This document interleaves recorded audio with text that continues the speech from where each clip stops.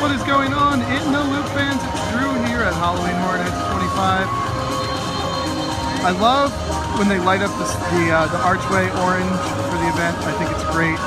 You got the 25th logo here, all the IP houses wrapped in very like clowny, cartoony, or clowny, circusy kind of lights.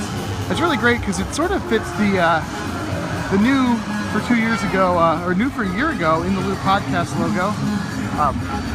But of course we got houses like the American Werewolf in London coming back. AMC's The Walking Dead coming back, but at least that one's a different house. Make sure I don't walk into any of these pictures. That right there is Insidious, and then we've got Purge, and not so lit up very well is Freddy versus Jason. It appears their spotlight light is not working out. You can see they don't have nearly as many lights on as the other ones, but that's the event. It's in here. We're going to come in and I'm going to tell you all about what I think of all the different houses, scare zones and things like that. So if you want to see some more, I warn you, there's going to be lots of spoilers. So if you haven't been yet, like you, Toronto Josh, you haven't been, don't bother watching this video until you do so. It's got my opinions and a lot of spoilers and all that stuff. So if you want to keep joining, come on in and we're going to show you guys a good time. Alright, so 45 minutes for that. Good house, great house. But the thing that's weird is Horror Nights is known for bringing new content every year, and this is essentially a clone of a house that we've had a couple years ago, and they brought it back. While it was the most popular and best house at the time, it's kind of weird that it's back. So 45 minutes, probably a little too long to wait for it. Great house. If you've never done it, definitely do it. 10 out of 10 if it's new for you, but to me it's only really like a 7 out of 10 because, well, I've done it 2 years ago. In fact, it's great. It's really unique. It has puppets and all of that cool stuff. It's just weird that it's back.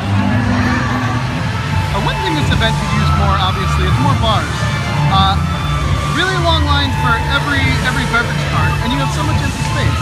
This line in the bar here, you could, put a bar here. In this dark, empty space, you can't see anything. And put a bar here. There's so many rooms for bars, and yet long lines everywhere.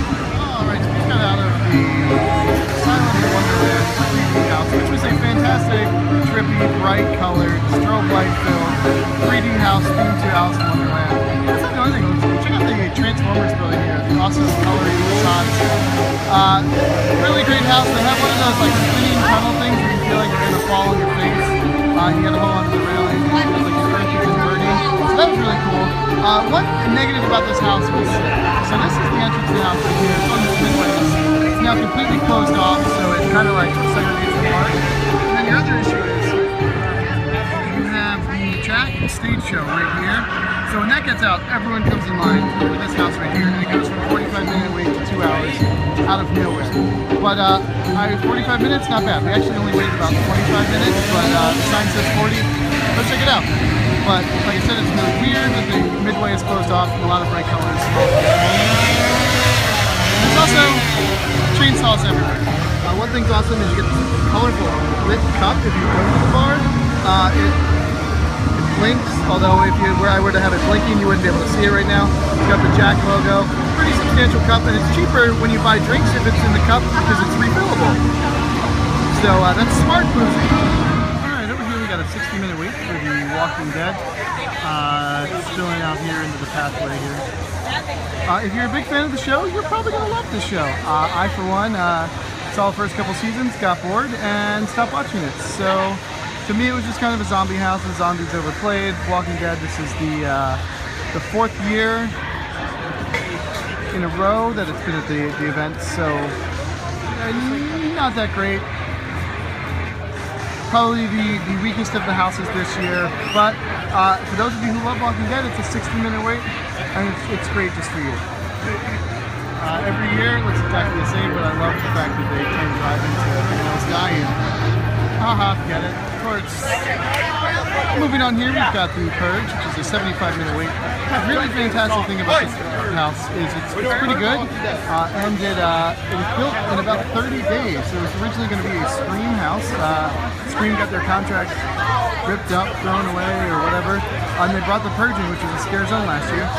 So there's a lot of resemblance to Scream in there, but it made it great. It also was nice because it didn't follow the plot of the movie. So if you haven't seen the movie, then you wouldn't really be missing out.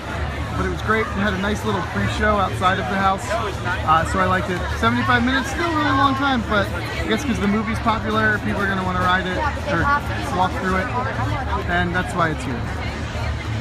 Alright, so speaking of cool facades and buildings, well, the projection of the 25th Wonderland looks absolutely awesome.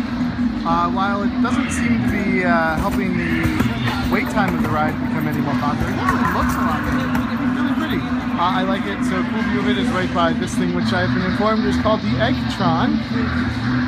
So right there you can see the awesome facade that's going on here at the Maniacs attraction. Alright, here's the Insidious house. It's a 15-minute wait, which not bad compared to it seems to be the fan favorite and popular.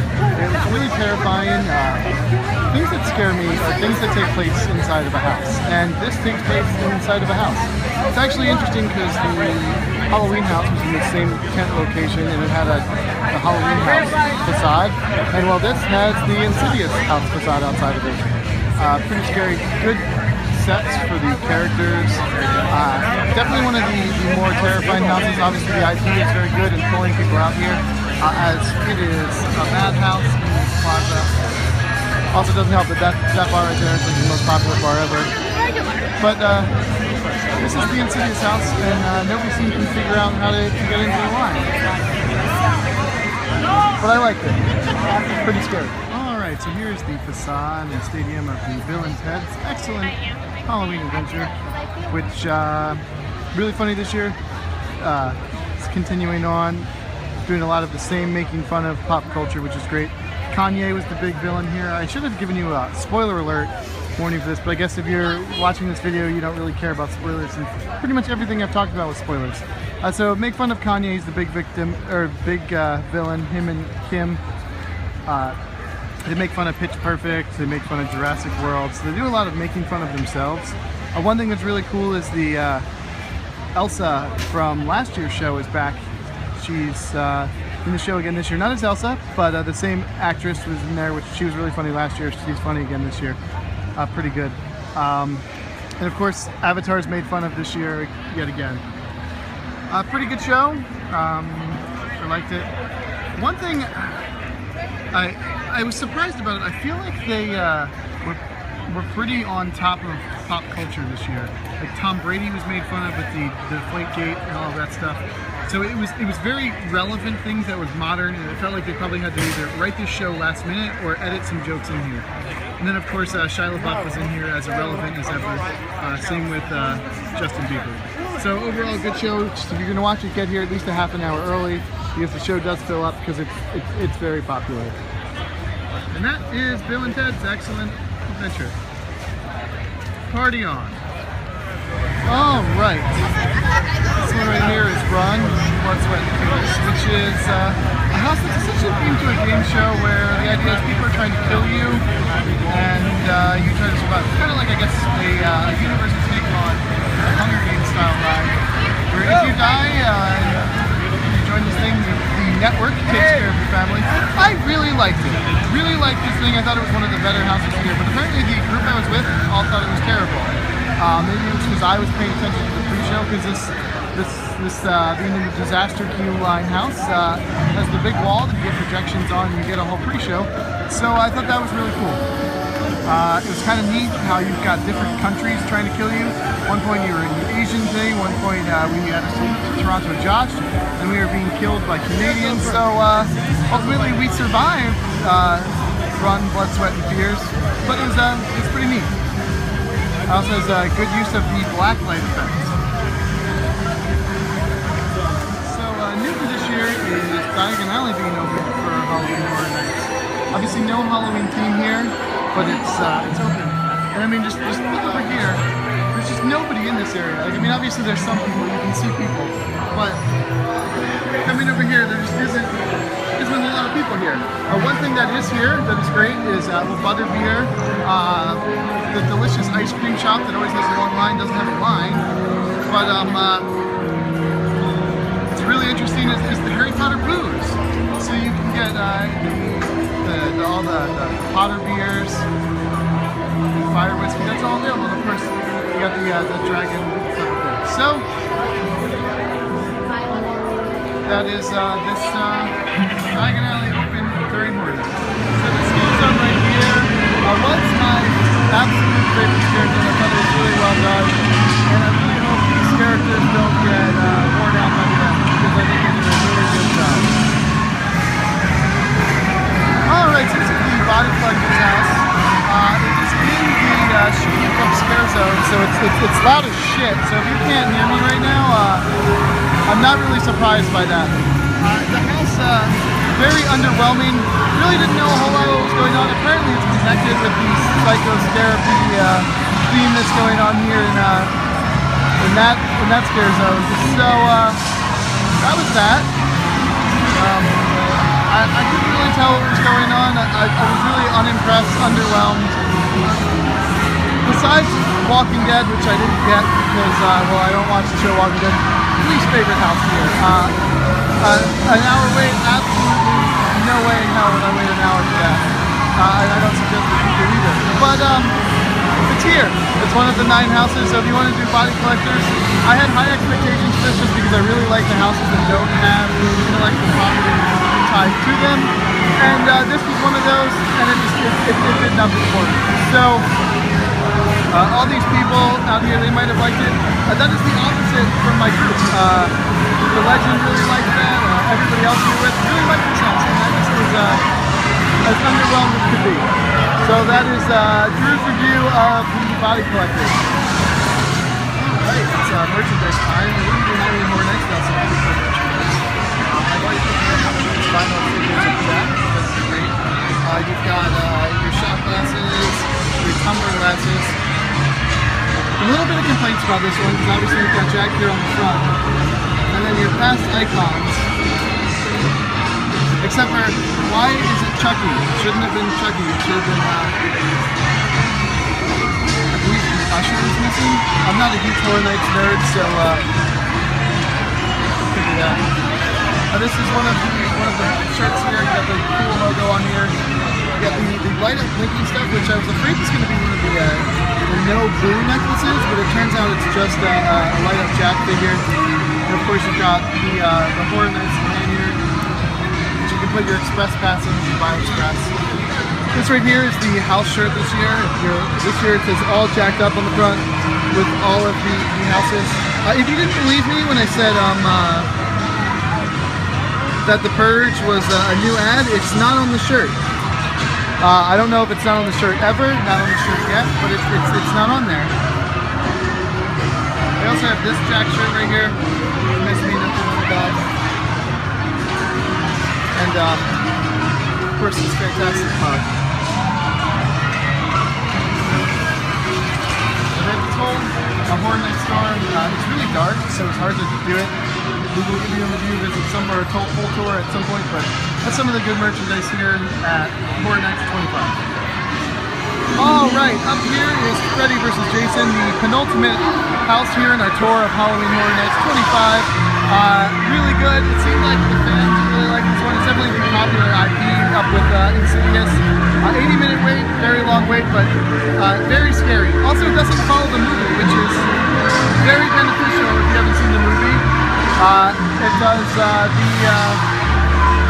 story of Jason, and then does the story of Freddy, and then it gets a little Freddy vs. Jason at the end. But it's really both of their stories together. Pretty creepy. Is it worth 80 minutes? Probably not, but it's definitely one of the better houses here. So that's Freddy vs. Jason. Alright, so the final house tonight, the 25 years Monsters of Mayhem, which is the longest house Horror Nights ever done, and it is absolutely flawless, awesome. I don't know if you can see this line because it's pretty dark, but it's well worth the 40 minutes. As a fan of the event, it's great because it brings back old characters, old special effects that you like from former houses. That's really neat. So, really well done. There's a great scene that brought back from the House Gothic where you look legend looks like you're 40 feet in the air. You're not really sure how they do it because you're obviously not 40 feet in the air, you're in a soundstage, but it looks that way.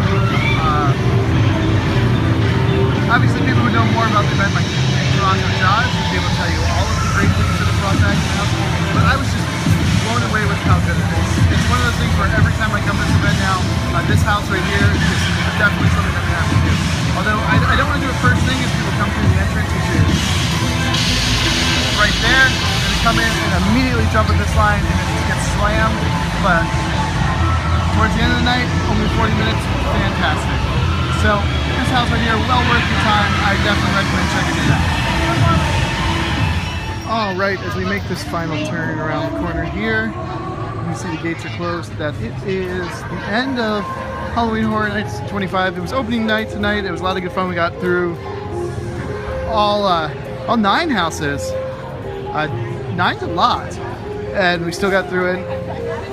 Pretty good time. It helped that, you know, it was the AP preview night.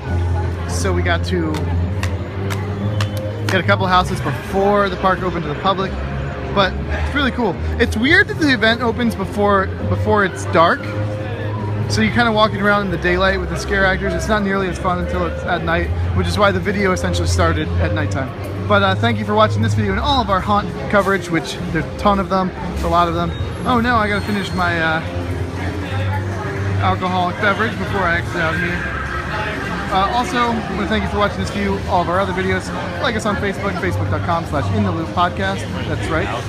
We are a podcast. That's our main thing. Our YouTube channel is great. Thanks for liking this video. And if you haven't liked it, like it, subscribe it, share it. We are on Instagram at InTheLoopPodcast. I am on Twitter at DrewTheIntern. You can follow the legend at InTheLoopLegend. I also mentioned Toronto Josh. He is at InTheLoopJosh. So, that being said, you can see the globe in the background. It's spinning. It's telling me to get out of here. We will, because Horror Night starts again tomorrow. It's been fun. See you guys on the midway.